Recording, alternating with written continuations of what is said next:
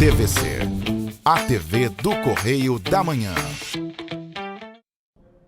Direto dos estúdios da TV Correio da Manhã em Petrópolis, começa agora o Correio Petropolitano Debate desta terça-feira. E Petrópolis tem saldo positivo na geração de empregos em abril. Prefeitura retorna com o Festival das Comunidades. 122 vagas de emprego nesta semana na cidade imperial. Ana Carolina Kapler assume interinamente a Secretaria de Educação de Petrópolis e o diálogo com o objetivo de destacar o Plano Municipal de Redução de Riscos.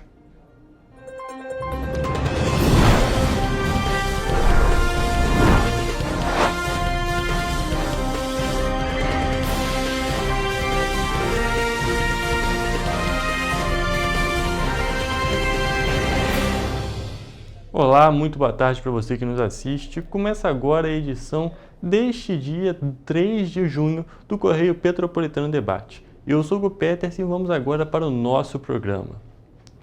Então, gente, a taxa de desemprego de 6,6% registrada no trimestre encerrado em abril deste ano é a menor para o período desde 2012.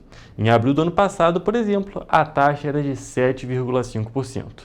Petrópolis terminou o mês de abril com saldo positivo na geração de empregos formais. Esses dados são da PNAD Contínua, pesquisa realizada pelo Instituto Brasileiro de Geografia e Estatística.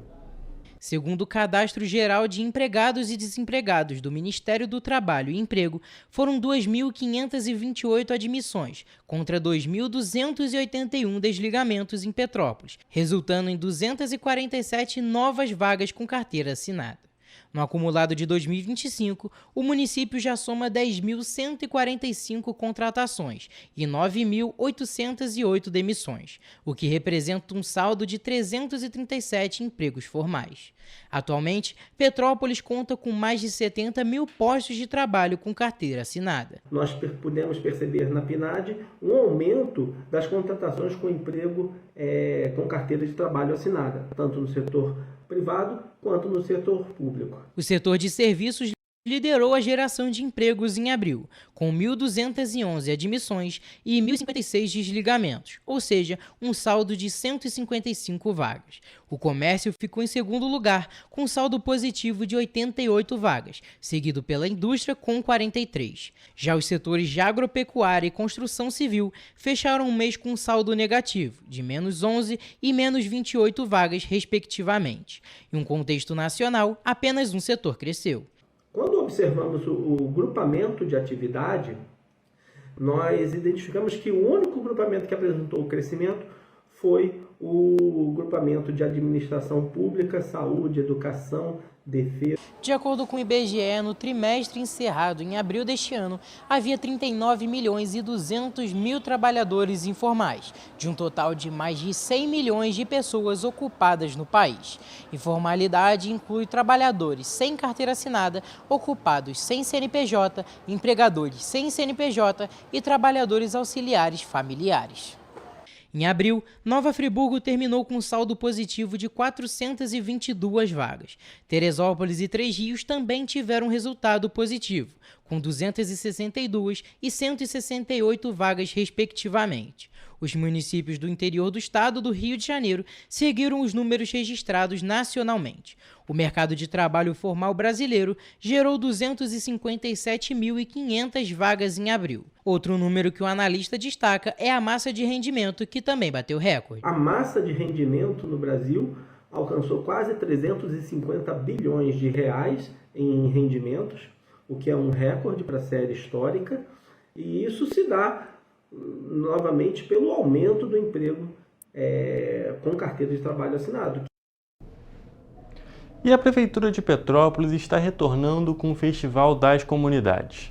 A ação busca ampliar e estimular o fomento de práticas esportivas nas comunidades de Petrópolis.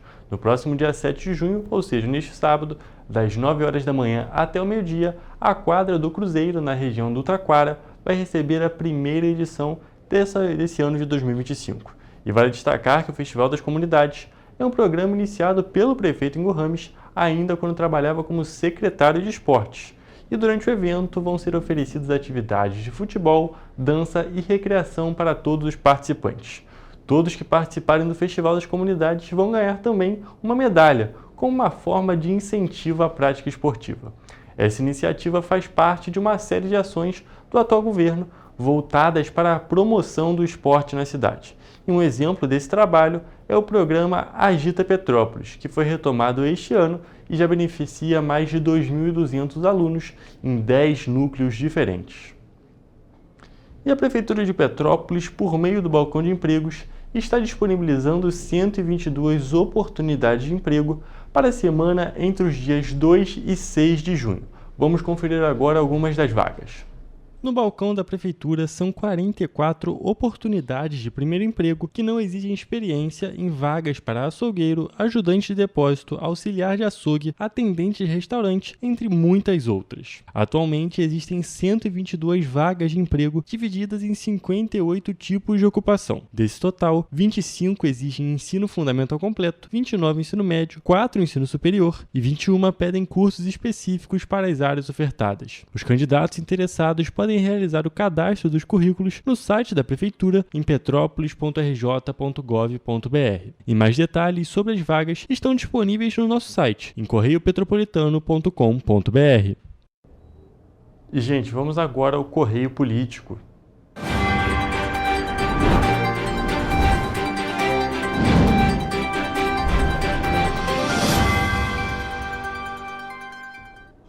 A professora Ana Carolina Kapler, servidora pública concursada da rede municipal há 18 anos, assume a pasta de Educação de Petrópolis. Ela integra o quadro técnico da secretaria e já atuava como subsecretária no município. E olha, gente, a nomeação busca a continuidade dos trabalhos para o segundo semestre do ano letivo. A Secretaria de Educação de Petrópolis atende mais de 36 mil alunos e coordena ações em 191 unidades escolares, além de gerir programas de alimentação, transporte e apoio pedagógico. A nomeação de Ana Carolina foi publicada no Diário Oficial de segunda-feira, ou seja, do dia 2 de junho. Ela assume o cargo interinamente no lugar de Alexandre Gurgel, que solicitou a saída da Secretaria de Educação. E esse foi o nosso Correio Político de hoje.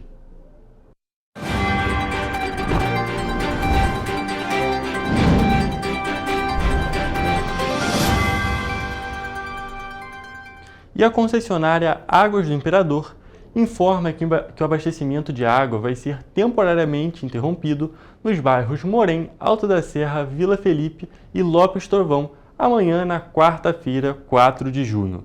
A interrupção no fornecimento começa às 8 horas da manhã para a realização de uma manutenção preventiva na rede de distribuição. E a previsão é de que o fornecimento de água seja retomado gradativamente a partir das 2 horas da tarde, horário previsto também para o término do trabalho. Ainda de acordo com a empresa, a distribuição deve ser totalmente normalizada durante a tarde e a noite de quarta-feira. E a Prefeitura de Petrópolis, por meio da Secretaria de Meio Ambiente, concedeu uma licença ambiental para a construção de 140 moradias do conjunto habitacional da Mosela, por meio do programa Minha Casa Minha Vida. Quem traz mais informações é o repórter Francisco Schermon. A medida foi publicada no Diário Oficial do município. A assinatura para a construção no local foi realizada no início deste ano, entre a Prefeitura de Petrópolis, o Governo do Estado, por meio da Secretaria de Habitação e Interesse Social e da Caixa Econômica Federal. O investimento é de aproximadamente 23,5 milhões de reais e deve beneficiar as famílias afetadas pela tragédia de 2011 no município. Ao todo, serão construídas 140 moradias por meio do programa Minha Casa Minha Vida. Francisco Schermon, para a TV Correio da Manhã. Muito obrigado pelas informações, Francisco. E agora a gente vai mudar de assunto, porque a Prefeitura começou ontem, no dia 2 de junho, o Censo Previdenciário 2025 para todos os servidores públicos efetivos, ativos, aposentados, dependentes e pensionistas da administração direta, indireta e autárquica. A ação está sendo feita pelo Instituto de Previdência Social e Assistência Social do município de Petrópolis, o INPAS, e tem duração prevista de 6 meses, podendo ser prorrogada conforme estabelece o Decreto Municipal número 71, de 6 de maio de 2025. O levantamento é obrigatório e deve ser feito de forma eletrônica, por meio do endereço censo.impas.rj.gov.br.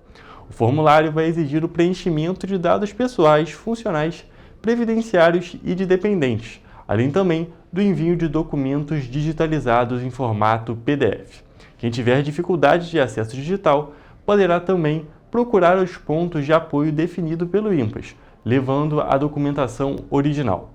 Entre os documentos exigidos estão CPF, documentos de identidade com foto, certidão civil, comprovante de residência recente, nos casos aplicáveis também laudo médico, termo de guarda e curatela ou tutela.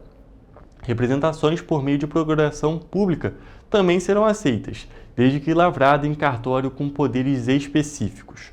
O cronograma do censo prevê até o dia 31 de agosto a etapa de coleta de dados. A fase seguinte, entre setembro e novembro, será destinada à validação e importação das informações. O não cumprimento dentro do prazo sem justificativa vai resultar no bloqueio do pagamento de aposentadorias, pensões e salários, conforme previsto no decreto. A iniciativa vai exigir apoio dos órgãos públicos municipais, que deverão fornecer estrutura física, equipamentos e suporte necessário para o funcionamento do processo. O IMPAS vai formar um grupo de trabalho com servidores efetivos para coordenar e supervisionar as ações em conjunto com as secretarias da administração. Servidores afastados, licenciados ou cedidos a outros entes também estarão obrigados a participar. Os restabelecimentos de pagamentos suspensos por falta de recenseamento será feito somente após a regularização, com o depósito dos valores devidos incluídos na folha subsequente. E gente, agora o Correio Petropolitano Debate vai fazer um rápido intervalo, mas fique por aqui porque logo estaremos de volta.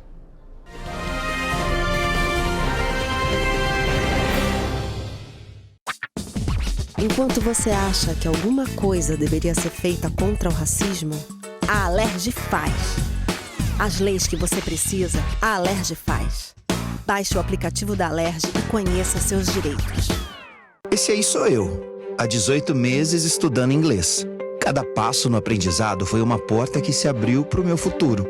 Sabe o conhecimento que você desenvolve hoje? Ele é a chave para novas oportunidades incríveis do amanhã. É o equilíbrio perfeito entre aprender e aproveitar cada momento dessa jornada empolgante.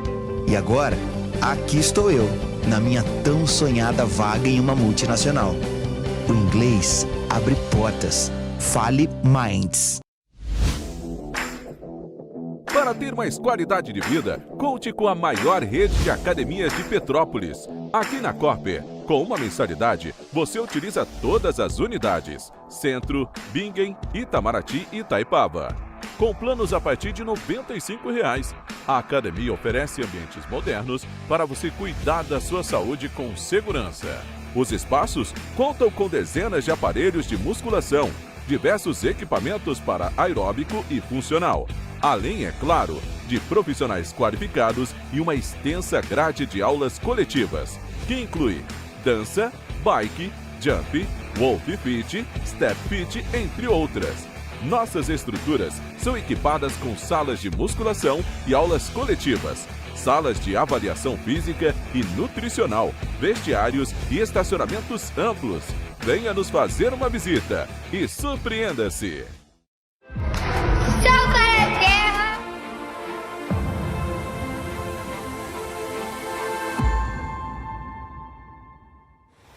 Você sabia que pode transformar o seu imposto de renda em oportunidade para crianças e adolescentes? Ao invés de deixar seu imposto sem destino definido, você pode direcioná-lo para projetos sociais da sua cidade. Com um simples gesto, você ajuda a garantir educação, saúde e um futuro melhor para muitas crianças. O Sal pra Terra conta com a sua ajuda. E o melhor, não custa nada para você.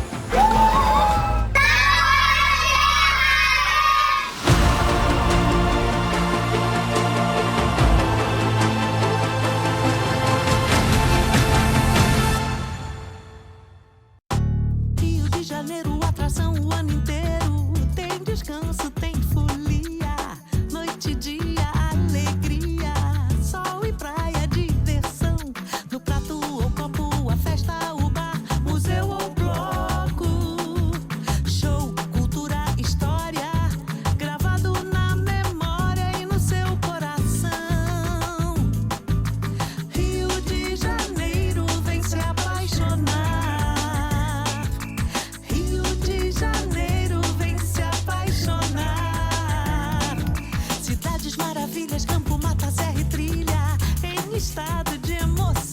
Tem o Rio de Janeiro, que você já ama.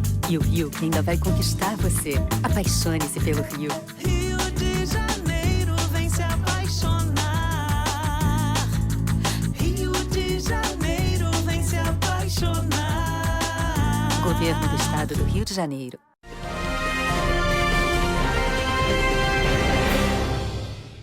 Estamos de volta e vamos agora à previsão do tempo.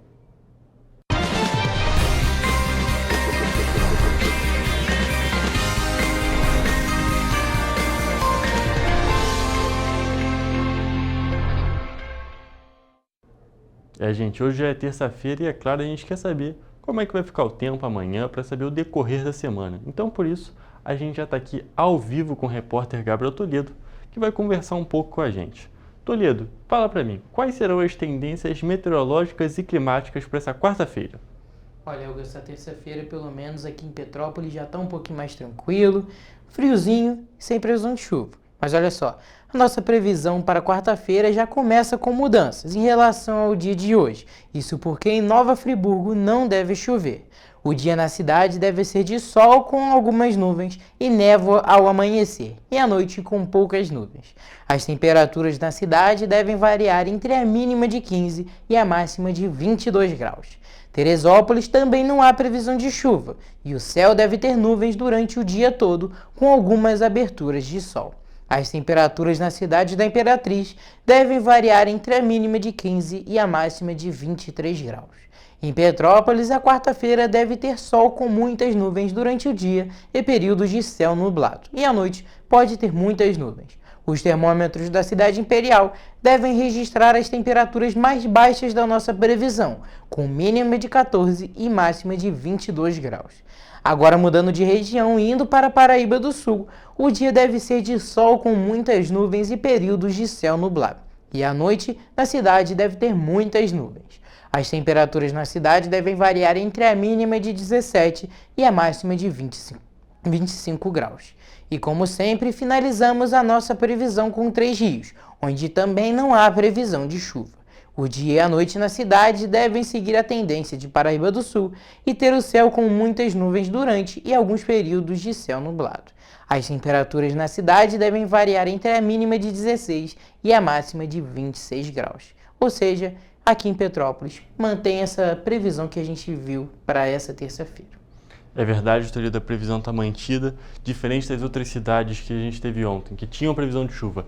Em Petrópolis, para quarta-feira, já não era esperado e agora essa tendência se expandiu para toda a região serrana e, na realidade, até para o centro-sul. A gente não tem previsão de chuva para nenhuma cidade da nossa região de cobertura, mas a gente tem previsão de frio. Realmente, ali todas as cidades com as temperaturas mínimas bem próximas, então se preparar um casaquinho igual o Toledo está usando nesse momento, porque realmente tem muito frio sendo esperado aqui para amanhã e também, é claro, para esse período que a gente está de outono e depois, posteriormente, para o inverno. Toledo, muito obrigado pelas suas informações e essa foi a nossa previsão do tempo para quarta-feira nas cidades da nossa região de cobertura.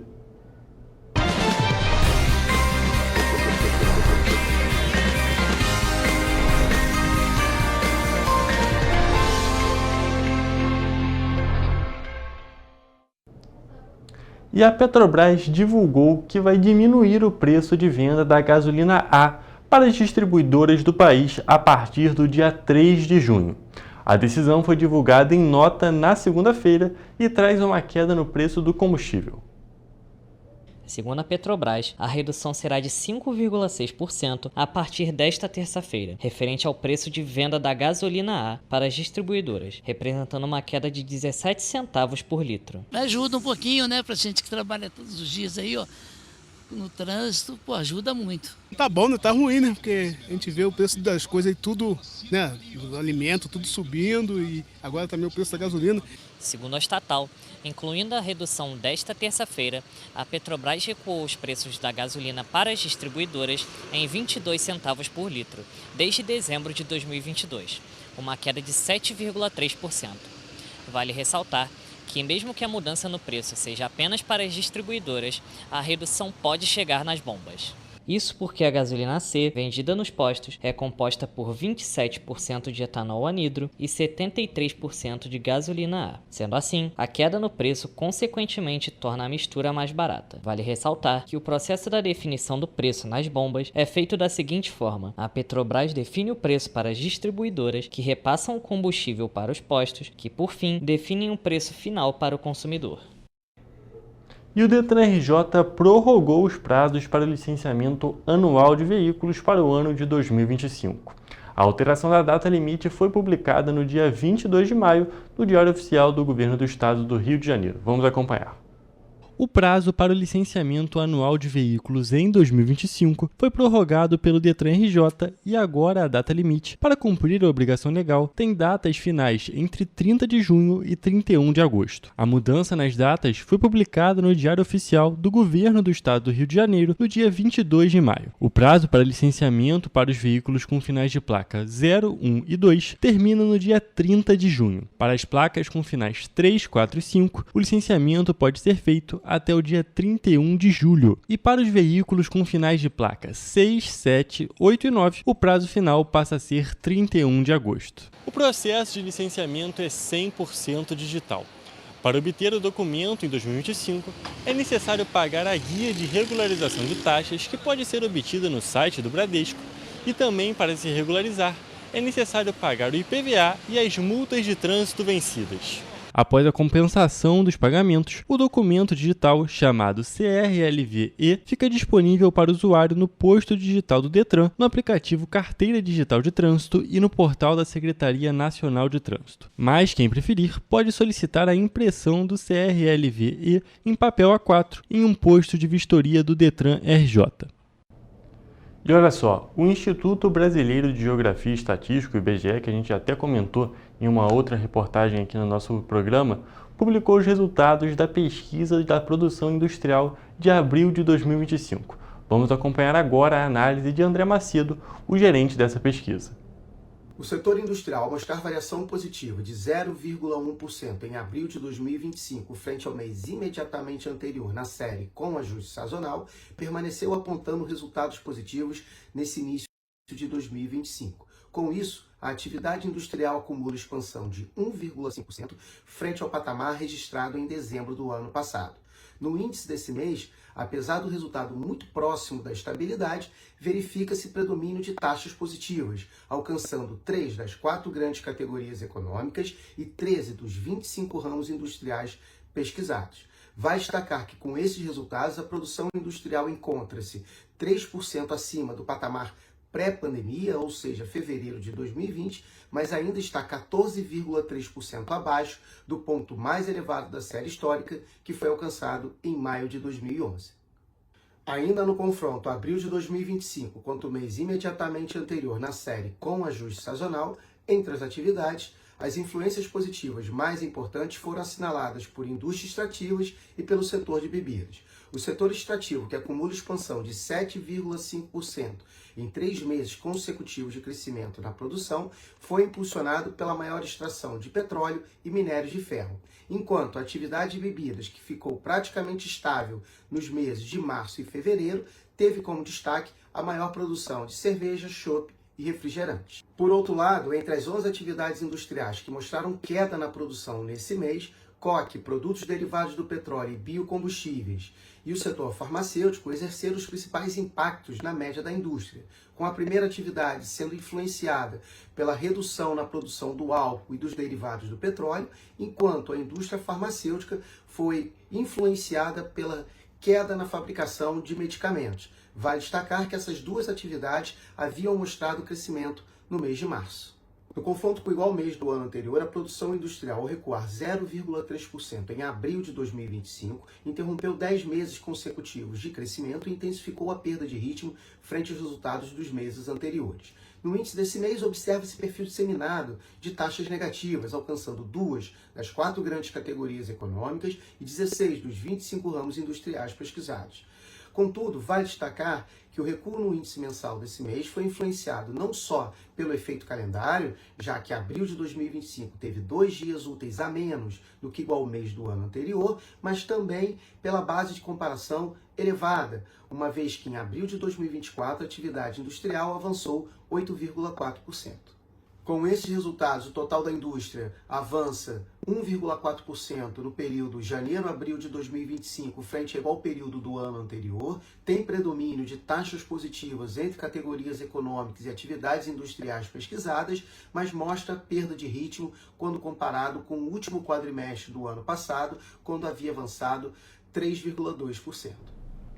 E o Instituto Nacional de Estudos e Pesquisas Educacionais Anísio Teixeira publicou o edital do Exame Nacional de Desempenho dos Estudantes 2025. O exame avalia os cursos de graduação, bacharelados, licenciaturas e superiores de tecnologia no país.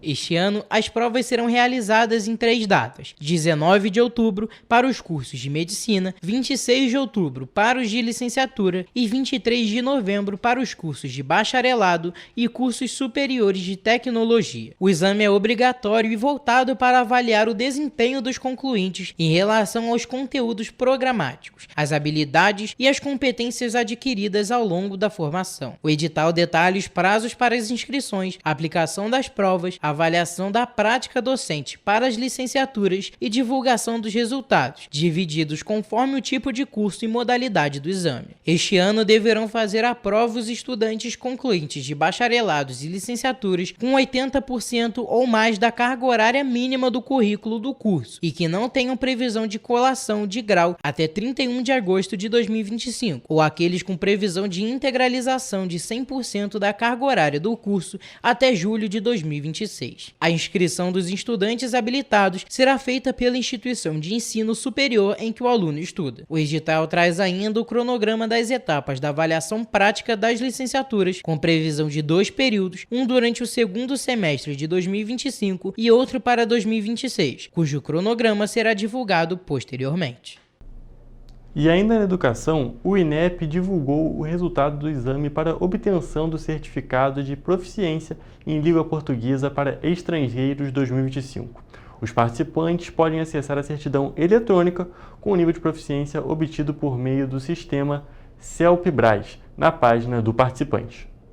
A certidão digital tem validade legal em todo o território nacional e pode ser usada em instituições brasileiras ou estrangeiras de educação superior para ingresso em cursos de graduação e pós-graduação, bem como para revalidação de diplomas de profissionais estrangeiros que pretendem trabalhar no país. Para fins oficiais, também é aceita a publicação no Diário Oficial da União, desde que é apresentada em via original ou cópia autenticada. A autenticidade da certidão pode ser confirmada por protocolo eletrônico no próprio sistema. Para certificar diferentes níveis de proficiência, o CELP-BRAS se baseia na premissa de que participantes de todos os níveis certificados são capazes de desempenhar ações em língua portuguesa. O INEP esclarece que os participantes que atingirem pontuação a partir de 2 recebem a certificação correspondente ao nível alcançado. O CELP-BRAS não tem data de validade nem determina o nível que deve ser exigido para determinada função em instituições de ensino superior. São as universidades e faculdades que definem para ingresso nos cursos de nível superior. Gente, o Correio Petropolitano Debate vai fazer um rápido intervalo, mas antes disso, só queria destacar, se você quiser acompanhar mais notícias, mais informações, você pode acessar nosso site em correiopetropolitano.com.br, nossas redes sociais, tem o Instagram, TV Correio da Manhã e @Correio Petropolitano, e também o Facebook e YouTube, que você pode acompanhar as outras edições aqui do Correio Petropolitano Debate e também de toda a grade aqui da TV Correio da Manhã. Mas agora a gente vai fazer um rápido intervalo, mas fique por aqui para acompanhar uma entrevista daqui a pouco ao vivo com o secretário de Proteção e Defesa Civil de Petrópolis, Guilherme Moraes, que vai conversar um pouquinho com a gente sobre o Plano Municipal de Redução de Riscos. Até logo!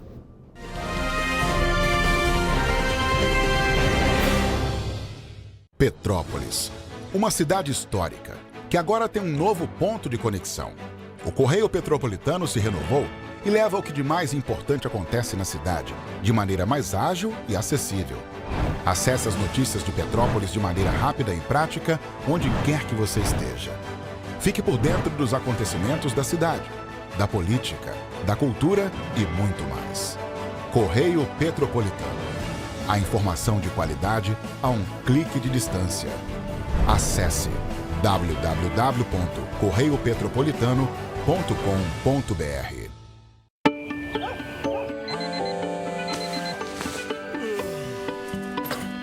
Meu pai é um cara muito corajoso. Ele luta contra o mal igualzinho um super-herói.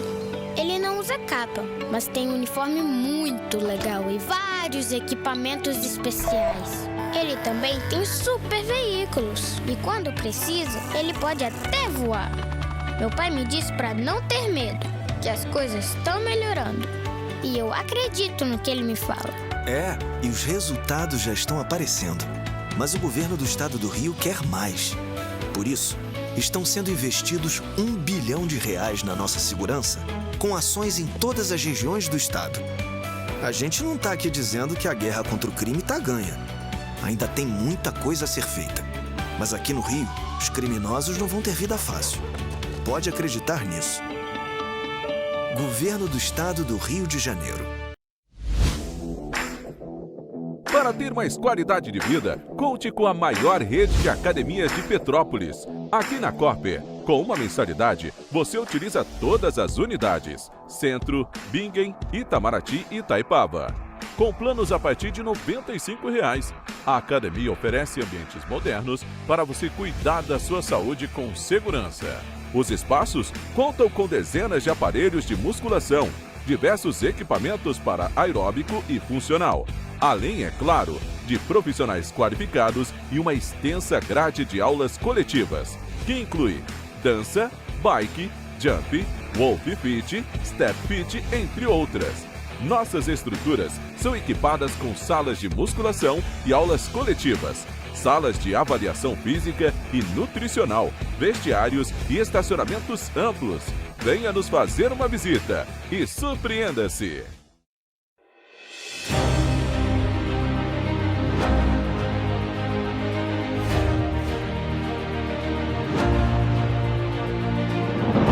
Não é jornalismo de direita, é jornalismo direito. Correio Petropolitano. Tudo que seu jornal não deveria ter deixado de ser. Todos os dias, em uma banca perto de você.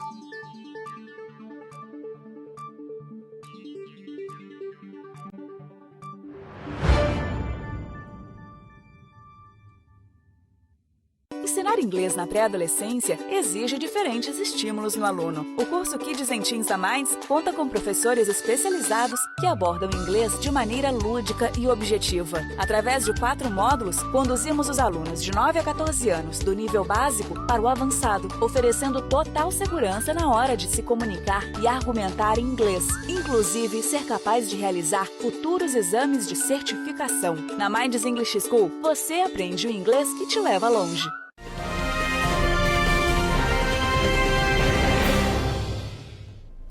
Correio Petropolitano Debate está de volta e a gente já está aqui ao vivo com Guilherme Moraes, que vai conversar um pouco com a gente sobre alguns assuntos da Defesa Civil de Petrópolis. Boa tarde, Guilherme, tudo bem? Boa tarde, Hugo, boa tarde a todos. Mais uma vez, satisfação de estar aqui presente e, como eu sempre falo, fala um pouquinho de Defesa Civil. Exatamente, Guilherme. Você veio aqui recentemente no Correio Petropolitano Debate, mas só para alguém que pode ter perdido a nossa última edição, pode se apresentar, por favor? Eu sou Guilherme Moraes, tenente-coronel do Corpo de Bombeiros. Estou como secretário de Proteção e Defesa Civil no município de Petrópolis. Então, Guilherme, a gente veio conversar sobre alguns assuntos. O primeiro deles é o Plano Municipal de Redução de Riscos, que foi atualizado, foi revisitado nesse ano de 2025. Pode explicar o que é esse plano? O Plano Municipal de Redução de Riscos é um estudo realizado pela empresa contratada de um contrato de 2022, do qual visa fazer uma análise técnica, espacial e social do primeiro distrito. O primeiro plano foi em 2007, tivemos o primeiro plano só falando sobre o primeiro distrito. Em 2017, tivemos o outro plano que falava de todos os distritos. E o último agora, de 2022, falando somente do primeiro distrito. Então, com a análise desse plano, ele faz um estudo do primeiro distrito, provocado por causa do ocorrido em 2022, que é de ciência de todos aqui, de Petrópolis e até do Brasil.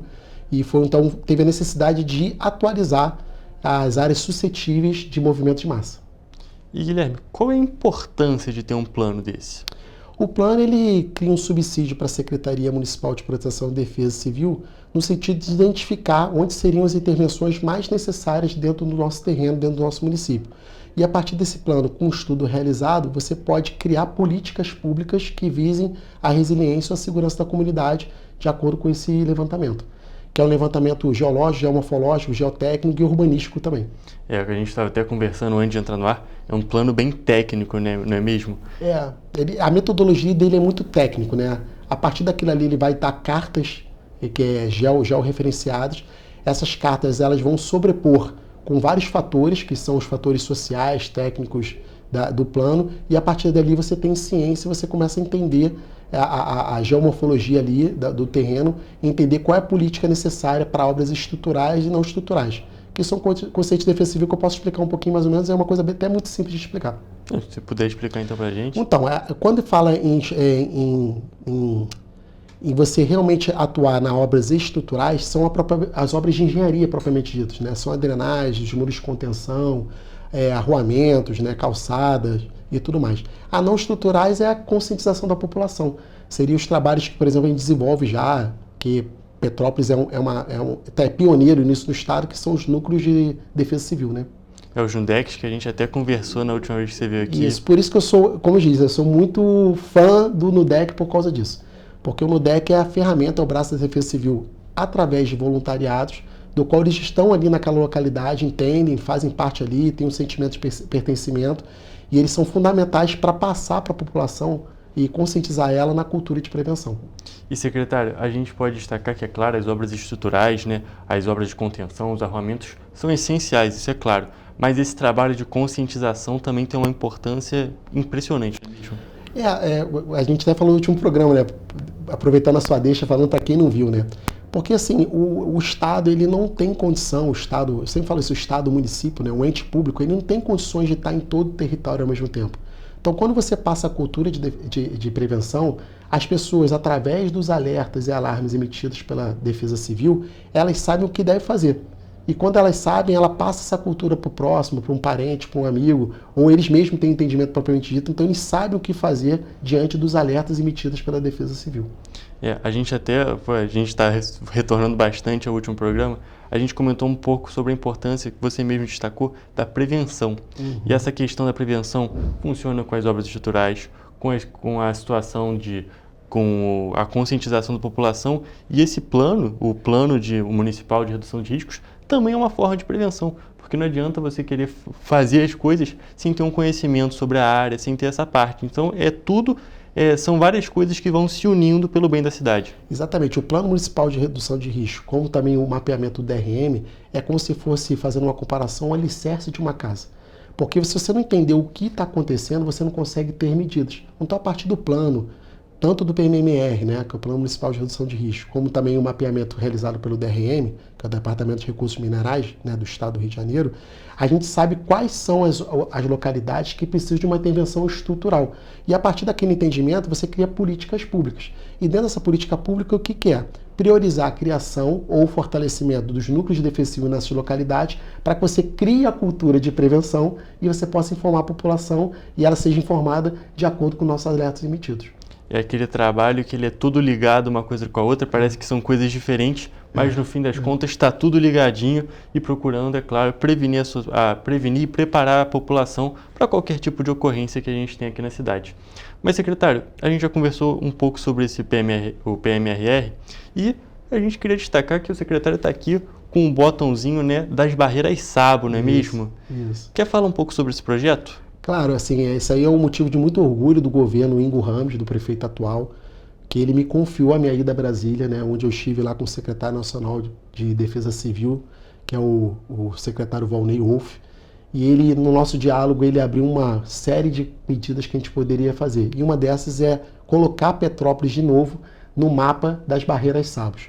Barreira Sabo, para quem não conhece, é uma, lá do Japão, ela é uma sigla, né? Eu, sinceramente, agora não estou lembrando que liga essa sigla, mas nada menos é o quê? São barreiras que podem ser abertas ou fechadas. Ela visa o quê? Segurar os detritos. Quando tem uma chuva muito forte nos leitos do rio, essa chuva acaba carreando vários detritos ali, como lama, madeira, ou pedras, ou blocos, ou matacões, né, que é o termo que coloca.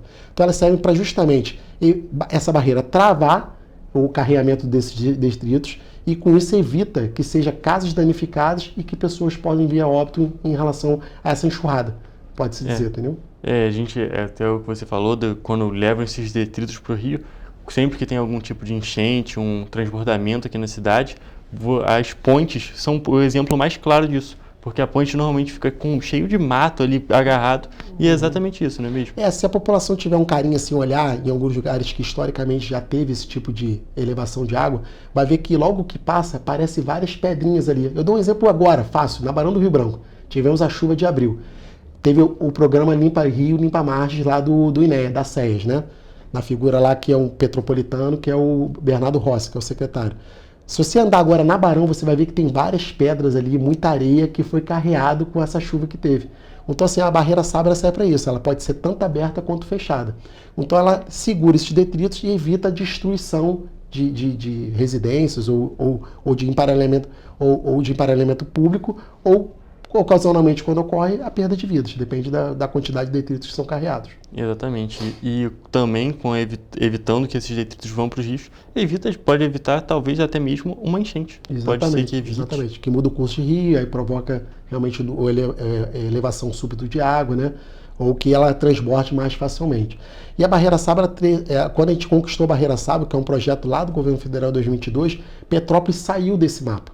Então a gente conseguiu, com uma equipe técnica lá, formada por geógrafa, geólogos, a gente sentou com a equipe técnica do governo federal, a gente conseguiu emparelhar, chegar junto ali onde está o escopo do trabalho e provavelmente, se Deus quiser, a gente vai poder anunciar, não sei quando, a primeira Barreira Sabo de Petrópolis e a terceira do Brasil, provavelmente. Perfeito, então a gente já sabe que Petrópolis já voltou para esse mapa e muito provavelmente vai estar ali, vai estar recebendo essa Barreira Sabo, que pode ser um aparelho essencial aqui para a nossa cidade. Porque esses projetos de prevenção, porque a cidade já geologicamente, ela é vulnerável. Então precisa ter esse trabalho para que evite que coisas piores aconteçam, não é mesmo? Exatamente, assim, está no plano de governo do prefeito, é o certo para atuar com defesa civil, é o quê? A prevenção sempre. Então a Barreira Sabo, ela justamente visa o quê? A prevenção. Exatamente isso. E essa questão da Barreira Sabo, ela já, além de Petrópolis, ela também vai ter em outros municípios aqui da região serrana. Por exemplo, Nova Friburgo, que, se não me engano, vai receber a primeira do Brasil. E então a gente pode ver que essa questão é algo que pode ajudar não só Petrópolis, mas todo o país. Com certeza. Ela expandiu o projeto piloto inicialmente, que me foi dito, era Petrópolis, Teresópolis e Friburgo. Então hoje Petrópolis está querendo voltar para a vanguarda. Acho que tem uma para Blumenau também e tem outro município que eu não me recordo agora. Mas eu acredito na equipe, eu acredito no entrosamento que a gente está tendo do governo municipal, tanto com o governo estadual como também com o governo federal. A gente com certeza vai anunciar aí junto com todo mundo, se Deus quiser. Perfeito, secretário. Então a gente pode ver que já é um trabalho de prevenção, mais um trabalho de prevenção, que é algo realmente essencial aqui para a nossa cidade. E, secretário, você quer destacar mais alguma coisa sobre essa questão das Barreiras Sabo? Porque realmente é um programa muito interessante, é um projeto interessante, principalmente porque é Petrópolis pelo mundo também, não é mesmo? Porque é um projeto que vem lá do Japão e vai ser implantado aqui, que pode ser implantado aqui na cidade. Então, eu acho isso uma iniciativa bem legal. O termo de cooperação técnica entre o Brasil e o Japão, através da Secretaria Nacional de Defesa Civil. Claro que o protagonismo de Petrópolis, até infelizmente pelo histórico que ele possui em relação, né, aos desastres, né, faz com que Petrópolis naturalmente fique nos olhares do governo federal e também da JICA lá, né, do governo japonês. Mas é importante a gente fazer o nosso dever de casa, que são as medidas estruturais e não estruturais, principalmente cabe à Defesa Civil, por ser mais barato, apostar muito na questão da cultura de prevenção, que são as ações não estruturais, e depois vir aos aportes financeiros e para poder participar das estruturais. E a barreira SABO, ela justamente atua nas intervenções estruturais. Então, assim, é importante que a gente volte a esse cenário. O Petrópolis deve apresentar em breve o projeto executivo para análise do governo federal, e a partir dali começam as obras propriamente ditas. Claro que tem um acerto todo documental em termos, são as licenças ambientais. A parte burocrática. Burocráticas que às vezes emperram um pouco. Mas assim, a gente está caminhando, integrado com a Secretaria de Planejamento, Meio Ambiente, CONDEP, a Defesa Civil, né, para a gente poder fazer essa união de técnicos para que apronte o mais rápido possível essa documentação, essa parte burocrática, que possa ser avaliada no governo federal e com isso vem aporte e a gente poder executar. Sem dúvida nenhuma. E um ponto que você destacou é que a parte de conscientização acaba sendo mais barata. E é importante que tenha um meio termo, né? Tem a parte estrutural que você vai fazendo, claro, as obras que são necessárias também, mas você vai também fazendo a parte de conscientização, porque como eu já destaquei mais uma vez, às vezes parece repetitivo, mas esse trabalho conjunto é essencial para a cidade. Eu falo muito assim, a Defesa Civil ela não deve caminhar sozinha. Então, quando a gente fala, por exemplo, a gente fala muito no DEC, mas a gente fala do programa Escola Resiliente. Nada mais, nada menos, é uma transversalidade entre a Defesa Civil e a Secretaria Municipal de Educação. Então, a gente visa educar os jovens, as crianças na escola, para que elas tenham uma cultura de prevenção e entendam o dever dela como pessoa na sua comunidade, no seu espaço ali. Então, ela sabe o que fazer com o sistema de alerta e alarme. Então, assim, não dá para caminhar a Defesa Civil puramente por ela só. Ela tem que comunicar com as outras secretarias, com órgãos e principalmente com a sociedade civil. Até destacar essa questão do Escola Resiliente, que é um ponto que a gente tem algumas outras ações de órgãos públicos, como os bombeiros, que tem o projeto dos bombeiros da Marinha, que as pessoas vão durante as férias para as praias, vão para aprender. Também tem a questão do INEA, que a gente recebeu o pessoal do INEA algumas semanas atrás, que conversou sobre os perigos dos incêndios florestais também com as crianças, e essa questão da defesa civil também é um ponto interessante, porque assim você vai criando uma cultura desde cedo para a pessoa, já quando estiver mais velha, também já participar mais ativamente. Pegando um gancho de você, hoje de manhã acabei de sair de um trabalho de educação ambiental, aí mais uma vez a Defesa Civil junto com a Secretaria de Meio Ambiente e com o ICMBio, que é do governo federal. Nós fizemos uma conscientização com as crianças lá numa escola em Itaipava, e a gente passando para a criança a questão do cuidado com o meio ambiente. A gente fez uma blitz super bacana, as crianças brincando ali, entregando panfleto, gritando quando passava um carro, justamente mostrando para a população, para os adultos, que as crianças estão na temática de educação ambiental e também da preservação do meio ambiente no caso dos incêndios florestais. Então foi um programa, foi uma atitude, uma ação bacana que nós tivemos hoje junto com o ICMBio e a Secretaria Municipal de Meio Ambiente. Essas ações são muito legais porque dão uma outra perspectiva, né? Dão um outro ponto de vista, e até mesmo para a pessoa, né? Que como vocês fizeram hoje, fizeram a blitz, às vezes se fosse um adulto fazendo a panfletagem, eles não iam prestar tanta atenção, mas quando é criança tem aquele valor diferente, então eles podem ser que deem uma olhada melhor no panfleto, prestem mais atenção nas questões que vocês estão passando, porque é algo extremamente necessário aqui para a nossa cidade e para todo o país. Não, e é uma farra para as crianças, que elas se divertem, e os adultos também, porque quando eles entravam na blitz ali, buzinava, gritava com as crianças. Então, assim, realmente, ligando a criança com o adulto ali, acho que se transforma, um transforma o outro dentro da sua especificidade, né? Vamos colocar assim. Foi muito bacana mesmo, foi bacana. São esses projetos muito legais que vai fazendo a conscientização da população nas diversas esferas e leva para o fim que realmente é uma conscientização coletiva. Porque não adianta ter, é claro, é importante ter as pessoas específicas conscientizadas, mas quanto mais pessoas atingir, melhor, não é mesmo? Verdade. Então, assim, a partir disso, a gente faz essa educação ambiental com criança, a gente tem educação nas escolas também, que tem o teor de educação ambiental junto com a prevenção da defesa civil, e é isso, a gente vai espalhando dentro do município, aos pouquinhos, em vários frente à cultura de prevenção, que, como disse, o município ele não vai conseguir atuar em todo o território. Então é importante que as pessoas tenham primeira a informação, que é um dever nosso como secretaria, passar a informação para toda a sociedade, mas mais do que passar a informação, é a sociedade saber o que fazer com essa informação. Então com isso a gente vai transformando Petrópolis como um todo. Perfeito, secretário. Tem mais algum ponto que você queira destacar, tanto do PMRR quanto das barreiras SABOS, ou até mais essa parte de conscientização? O que eu destaco é que a população tenha ciência que o canal oficial são as nossas redes sociais, que ali estão as informações pertinentes, nós temos vídeos educativos ali, nós temos também o 4099, que pega o seu telefone, manda um SMS para o número 4099, escreve seu CEP e envia.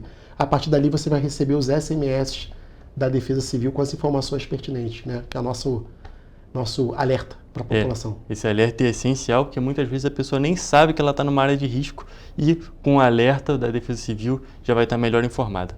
Então, secretário, muito obrigado por ter vindo mais uma vez aqui no Correio Petropolitano Debate. Mais uma vez, obrigado pela oportunidade. Estamos à disposição lá, a Secretaria, tanto TV Correio da Manhã, como para toda a sociedade. Perfeito, secretário. Mais uma vez, muito obrigado. Sempre um prazer te receber aqui. Mas agora eu vou encerrar nossa entrevista e também a nossa edição de hoje do Correio Petropolitano Debate. Até a próxima.